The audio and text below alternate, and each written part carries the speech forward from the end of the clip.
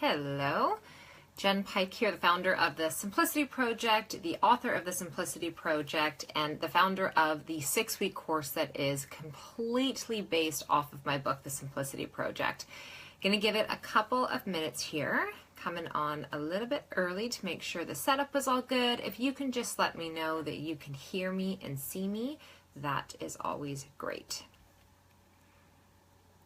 Hi, Lori.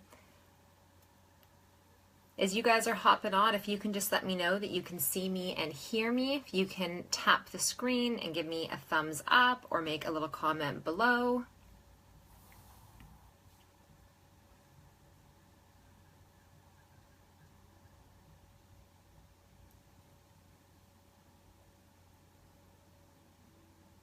And yes, get yourself, all right, hey Lori, okay, so you can see me and hear me, amazing. Hi Jen, all right, you guys are coming on into the room, this is awesome. So I'm doing a 4-part quickie series over the next 2 weeks that are focusing on digestion, hormones, movement, mindset, inflammation, and how we can start to rev some of these things up in your system and also calm some of things down in your body. So they're short, like we're talking 15, 20, 25 minutes at the most. So I have kind of a preset intention of what I want to go over with you guys, and then questions that you have, you can stream in the bottom, but I will let you know I'm going to try and keep this really focused on the topic at hand. So tonight is all about digestion. And I wanted to come on tonight because, you know, as a practitioner, as somebody that's teaching about this, there is a never-ending supply of questions when it comes to how do I heal my digestive issues. I'm chronically, you know, constipated or bloated, gassy, you know, diarrhea, have these issues. I don't know what to eat. I feel like I can never digest anything that I'm consuming. And there's never a shortage of that going on in any of my, you know, clients' lives when they first come to me or people that I'm just talking to and connecting with. And so what I wanted to focus on tonight were not some of the things that I think at this point we all know and understand about our digestive system and what could be harming it. At this point, I think it's fair to say that everybody knows that we should be reducing our processed foods, our fast foods, cutting down on sugar. You know, those are really the things that they're prevalent, they're out there. We know that those things aren't, you know, supportive or healthy or good for our bodies. But oftentimes we don't recognize some of the daily habits, the patterns and the routines that we've gotten ourselves into that we've been doing for so long that those could actually be some of the, you know, kind of pins and needles in the body, if you will, that are causing restriction of blood flow to the digestive system, that are impeding you breaking down that food. And so what I want to go through tonight, there's 3 specific areas that we're going to touch base on. So I'm going to take you through it one by one. The first thing that could be affecting your digestion is drinking fluids while you are eating. Now, a lot of people, I know them. I sit down at a table with them sometimes. For every bite that they take, they are then taking a huge mouthful of water, or they're drinking juice or pop or milk or alcohol, whatever it may be. Let's just call it liquid right now. So when you're chewing your food, you really can't be taking in a whole bunch of liquid and swallowing after every single bite, or even after every 5 bites or 10 bites. You have to understand that your digestive process is starting in your mouth. So even when you see the food that's on your plate and you even talk about it, like right now, I can feel that my saliva is increasing in my mouth because I'm thinking about the action of eating. I'm anticipating it happening. I'm thinking about the flavors, the look of it, the density, all of that. And so your body starts to produce amylase, which is your main and initial digestive enzyme that comes onto the scene, and that's being produced in your saliva. If you are taking big mouthfuls of fluid in between every bite, or the liquid is literally what is washing the food down, you are diluting all of those digestive enzymes. And so you've got to be really, really careful. I'm not saying that you have to be like choking on your food when you're eating. You can have your water that's nearby, definitely not a liter when you're eating, but you can have a small bit of water and take those small, tiny sips. So if you find that you burp a lot after you eat, that you're burping during eating, you find with your kids that they're chugging back the water And you can actually hear like they're taking in air with that water as well. And then they're saying that their tummy is hurting, or they feel really full, you know, or they're feeling bloated and then they can't eat their food. You have to eliminate and take that fluid away. The only liquid that I would say is important in it for some people's digestive systems, imperative to have just prior to eating your food, is taking a little bit of apple cider vinegar, the one that has the mother in it, and taking about a tablespoon of that in a half a cup of water, and then sipping on that or drinking that before you have your meal. Now, the reason that this is so beneficial is this is really fantastic for helping to produce those enzymes, for helping to set up the pool of hydrochloric acid in your stomach to get the enzymes not only in the mouth, but those that are lining the esophagus all the way down into the digestive system in the stomach to help to actually break your food down. You see, when you are taking in food by way of your diet, your body is hoping and depending upon that the food that you're eating is coming with its own enzymes, and that those enzymes work in conjunction with your enzymes that you're producing. So you have to eat live food in order for this to happen. If you're eating food that's been microwaved, overcooked, boiled, like if all the food that you eat all the time is always cooked, and especially if it's done above 118, 140 degrees Fahrenheit, you're cooking all the enzymes and all the life out of that food. So that's why, especially when you're having, your plant-based meals, it's not that you have to have everything raw, because maybe that's where some of the gas and the bloating comes from, but you need to make sure that not everything is coming in that cooked form. And if you are having cooked food, it's lightly sauteed, lightly steamed, those types of things. So be very, very careful that you are getting in food that actually comes with life force as well. You take that healthy, incredible, plant-based, yummy, delicious food in, your body then is preparing and, excreting its own enzymes. You help it with the apple cider vinegar or great plant-based digestive enzyme. I really love the digestive enzymes from Genestra. I love them from Garden of Life, New Life Therapeutics. Those are all really great enzymes that you can be using. So that would be tip number one, is be careful you're not drinking a ton of fluid. In general, if you are somebody that consumes a lot throughout the day, I drink a ton of water, try to back up how much fluid you're taking in about 10 to 20 minutes before you're sitting down to have your meal. Then at that point, your role is to chew. You need to chew your food to create that fluid in your mouth, to create that bolus. So if you're that person that takes big bites off of your food, you're talking when you're eating, you're distracted when you're eating, you chew maybe 1 or 2 times and you're swallowing that food somewhat partially still intact, you've made it 10 times harder for your gut to be able to break that food down. Now, if you already have a vulnerable digestive system, you already suffer from reflux, from sourness, from gas, from bloating, from constipation, you never know when things are going to get upset or ticked off. You really have to be conscientious that you are truly chewing every bite. And this is a gift to chew that food because it's going to slow you down. You're probably going to eat less, which the body does much better with a smaller portion of wonderfully supportive food than it does with huge portions. So if you suffer from reflux or that really bloated, heavy, full feeling, take that dinner plate and maybe start to eat off a salad plate. Don't serve up your food based on your eyes being like, oh, that looks so amazing or it smells great. Really honor your digestive system, cut down the portions that you're having, diminish the amount of fluid that you are having while you are eating, and let your body actually do the beautiful work that it is meant to do within your gut. You don't need to be taking Tums and antacids and Gaviscon and proton pump inhibitors. All of these things are actually destroying your digestive system. They're thinning the lining of your gut. They're ruining the mucosa.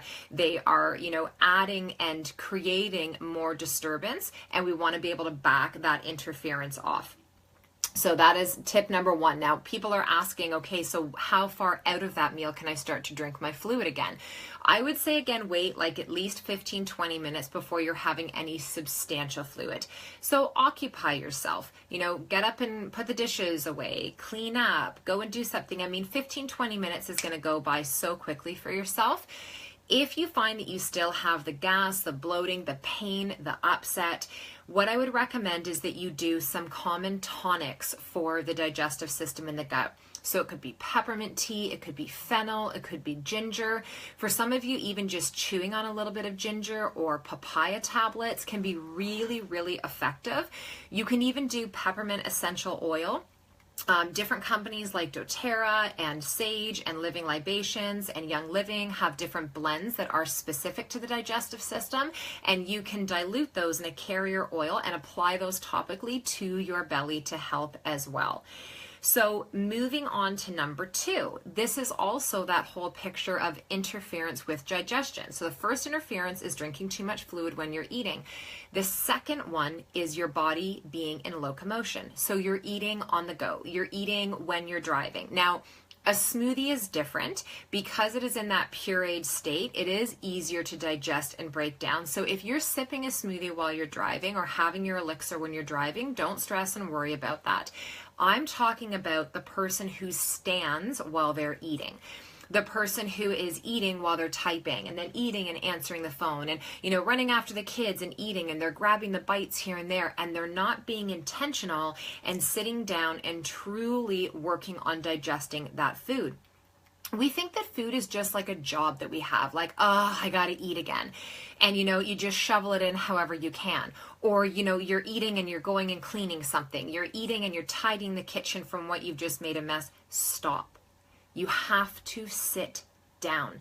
When you are standing or you are constantly moving around, or even if you are, every time you eat, you're watching television and your mind is somewhere else, this is where a couple of things happen. The first thing is mindless eating is the gateway to having 10 times the amount that your body needs to have. You'll just mindlessly keep eating and eating because it's there and you're bored, and you're just going to keep shoveling it in because you're occupied watching TV or doing something on your iPad or swiping through Facebook, whatever it may be.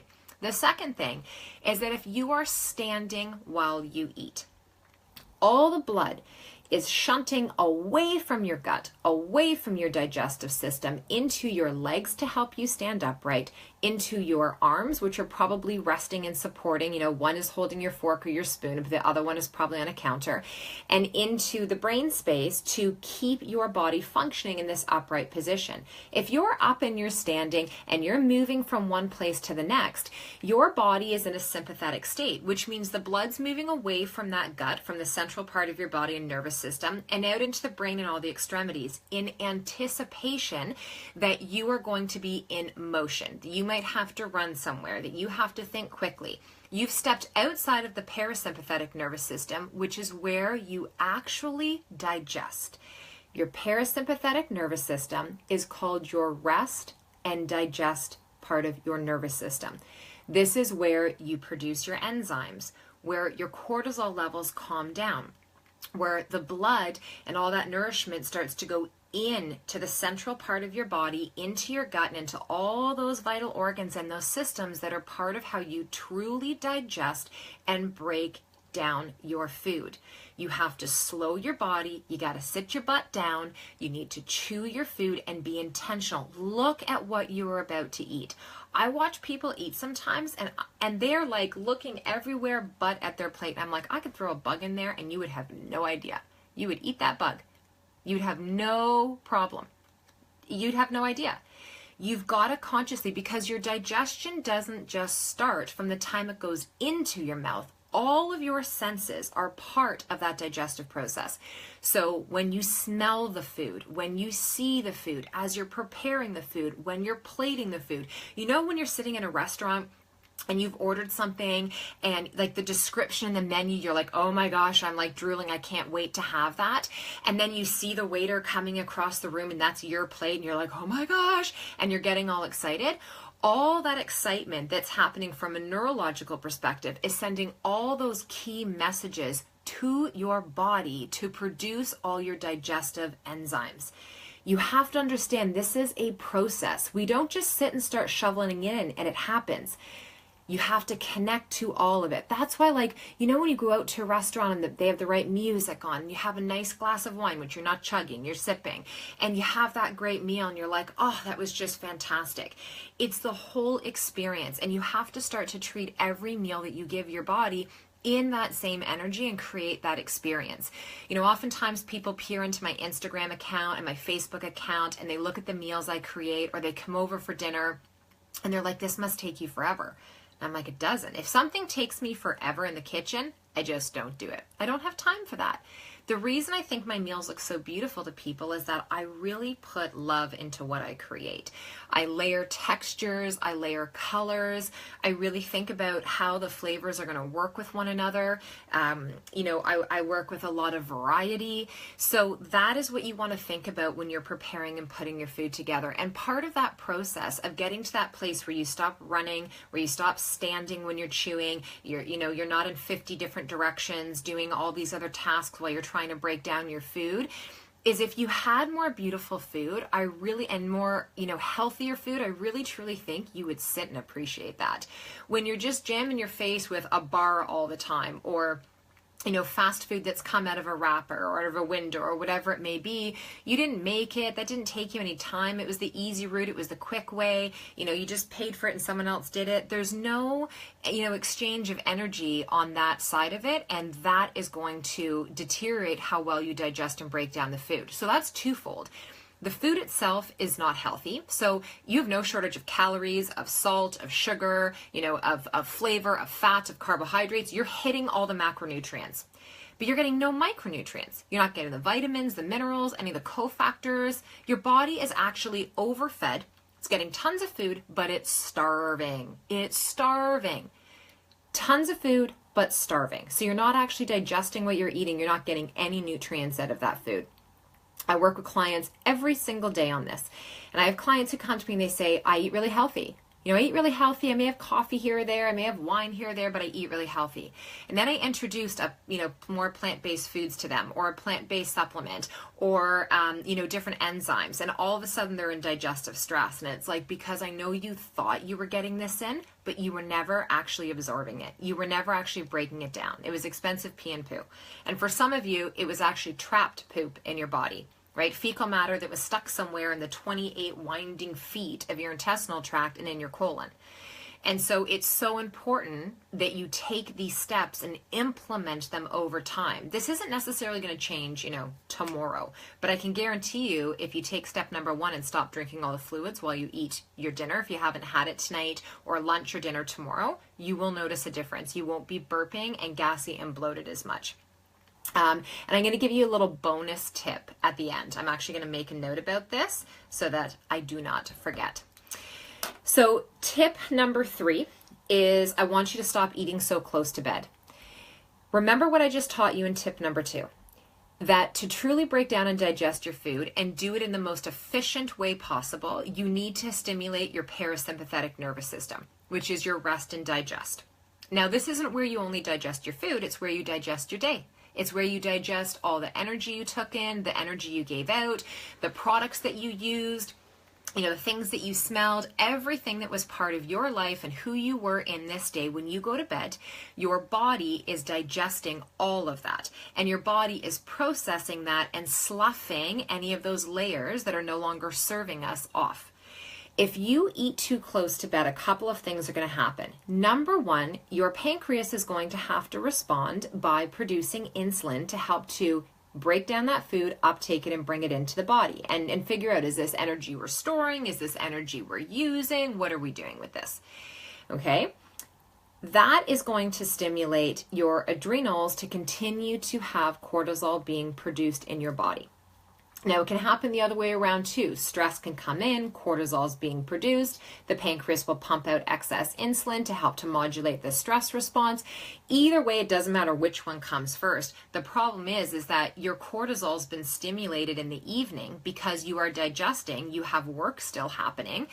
And cortisol is meant to drop in the evening. It's meant to lower down so that your body gets the appropriate signals to allow hormones like GABA and melatonin and tryptophan to be completely submerged into your body and into your bloodstream to help you get a good night's sleep. Well, if cortisol stays turned on, guess what? Physiologically, you cannot produce those sleep hormones. So you will lie in bed, you will feel wired but tired, you are exhausted but you can't fall asleep, or you fall asleep from a food coma. So you're so tired after what you ate because it was sweet, it was salty, it was whatever, and your body's like, oh, I gotta put you to bed so I can work on breaking this down. I can't keep you awake and digest this. Like, we gotta pick and choose here. So you fall asleep, no problem. But then your body's worked on digestion, your cortisol levels drop, your insulin and your liver are going to spike and do work again in the middle of the night, which usually happens between 1 and 3, but typically that picture is 2 and 4, and now you wake up again. This whole vicious cycle will, be stuck on repeat if you don't start to create some shifts. Now, one of the shifts in how you eliminate this is back the food up away from bed. So I don't say you have to stop eating at 6 o'clock or 7 o'clock. You have to look at what your schedule is. What I'd say to you is please stop consuming food 2 to 3 hours before you go to sleep. So say you go to bed normally at 10:30 at night, you want to make sure that you have no more food coming into your system by at least 8:30. That would be the cutoff. 7:30 would be even better. For those of you who already have digestive issues going on, a lot of what I'm saying is really resonating with you. You've been told you have leaky gut, you've got lots of food sensitivities, tons of gas and bloating, the bowels aren't working optimally. You should really back it up as far away from when you go to bed as possible so that you truly give your body the opportunity for the majority of your food digestion to be done before you lie down. Sleep is not meant for digesting your food. That creates a ton of interference. If your body is so busy digesting your food, it doesn't have the opportunity to go in and help to detoxify your system, to stimulate your glymphatic system, which is the lymph system that works within your brain that helps to, shovel out the day's worth of debris that you've had up there, to buffer everything up and polish it up so your whole body, your every single cell and attribute about you and system is ready to be fully present and engaged in everything that you ask it to do the next day. So if you're having food too close to bed and you're not having this fantastic sleep, when we don't sleep, we don't heal. And, your sleep is not a sleeping pill away, a melatonin pill away, not getting the sleep. That's a whole nother Facebook Live that I will do for you all. That's a whole nother big fat subject. But all of these little things that I'm talking about when it comes to when you eat your food, how you eat it, your digestion, are all contributing to why you're not sleeping. They're all contributing to your chronic low-grade levels of inflammation. They're all contributing to your hormonal imbalance. They're all contributing to your blood sugar dysregulation. They're all contributing to your weight, to the skin that you see, to the hair that you have, to the way that you show up, to your brain fog, your memory, your concentration, your energy, all of it. I can't stress that enough. Digestion is the hub of your optimal health. It is the hub. It is the foundation and the base. What do we know about foundations? We don't start stacking and building layers and levels of anything in life until we have a strong foundation. Somewhere along the way, this got lost in our education. We weren't told enough about this with our bodies. We didn't understand that we don't jump into the diet plan before we set the foundation, that we don't run and spend hundreds of dollars on every supplement under the sun and, go and do crazy intense workout all the time until we set the foundation. We can appreciate it in our children's bodies. We know from day one that there are stages that they go through of development. They're setting the foundation. They go through the stage of strictly being nursed or being, fed a healthy formula. Then they slowly introduce solids. They slowly integrate what those foods are. They slowly teach themselves how to do their finger foods. They slowly integrate into whatever other type of, more diverse diet is. They slowly, in the beginning, they need to be fully supported through their neck and their head. Then they can support that. Then they go from that to being able to push up onto their tummy and get extension. From that, they're able to learn how to roll. From that, they're able to cross crawl. The vestibular system develops. Then from there, they can push and sit up. From sitting, they scoot. From scooting, they crawl to stand. They stand to walk. They walk to run, and then they take over your whole life. But we understand that they would never have run if we didn't first give the support and build the foundation of giving them that ability to work on building those muscles and get them strong. And then the next phase and the next phase. And you have to take yourself back to that very childlike mentality and be respectful and loving enough to your body to rebuild your foundation. It doesn't matter where you're at in your digestive journey. I promise you that we can go back and reestablish a stronger foundation. Now, a lot of you are firing out some big questions of some big issues going on in the body. I don't know many of you that are on this tonight. I don't know your history. That would most definitely require consultation for some of those questions. But what I can offer you is this. I can offer to invite you into the next 3 Facebook Lives that we are doing that are free. And I can invite you into my 6-week course that launches May 1st, the Simplicity Project online. This is all based on my book that many of you have, the Simplicity Project. And this is the type of teaching that I take you through every single week. So you have 6 weeks of classes with me, and we build our foundation, and then we build our layers and levels on top of that. So everything starts in your gut, so you know how to support digestion, how to support assimilating, actually absorbing the nutrients from the food that you are consuming. This is massive. You can take digestive enzymes all day long. You can drink bottles upon bottles of apple cider vinegar. You can drink bone broth. You can add collagen. You can do it all. But if you don't understand the why behind the what and the how behind the why and the what, and you don't know the things that are creating the most irritation and interference in your body, you're going to feel like you're that person. I'm doing everything right and nothing is changing.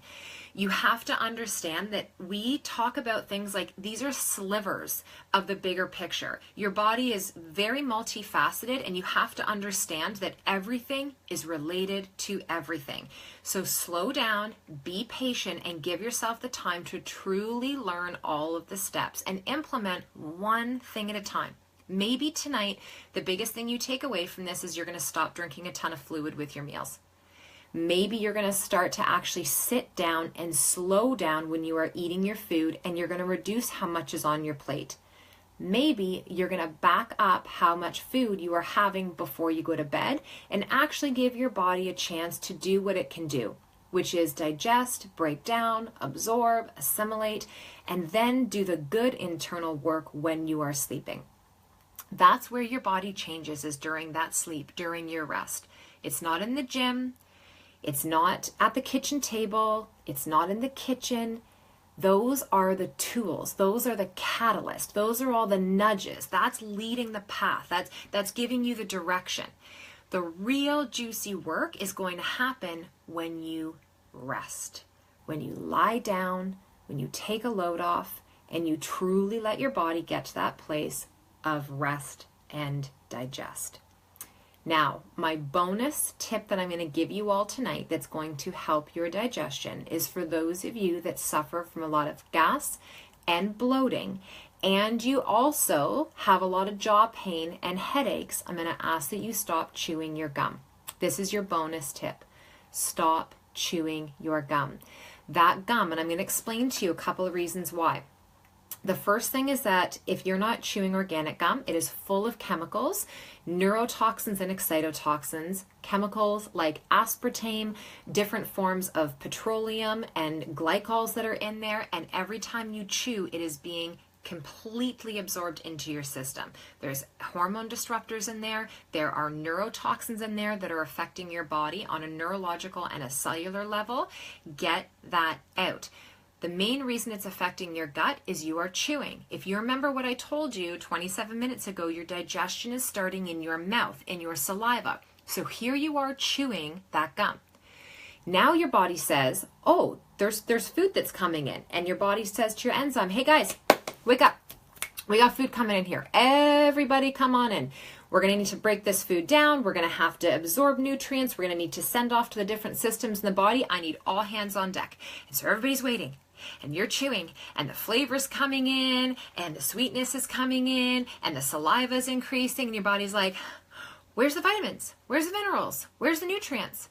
And it never comes. And guess what you just did? You just depleted all of those digestive enzymes, all that rich hydrochloric acid, because you tricked it into thinking that there was food coming in and no food arrived. And you just depleted and wasted all those precious enzymes. And now when you actually go to eat your next meal, guess what?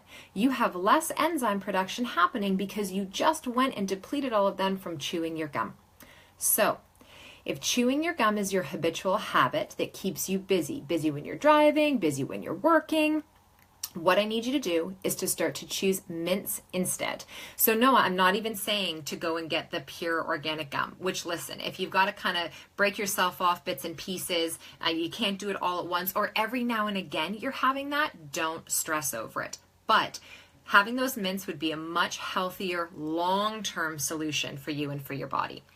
So yes, if you are interested in my 6-week course that starts on May 1st, you can go to jenpike.com. If you go under, you'll see the Simplicity Project. It's my signature program. I take 65 people every year into the course.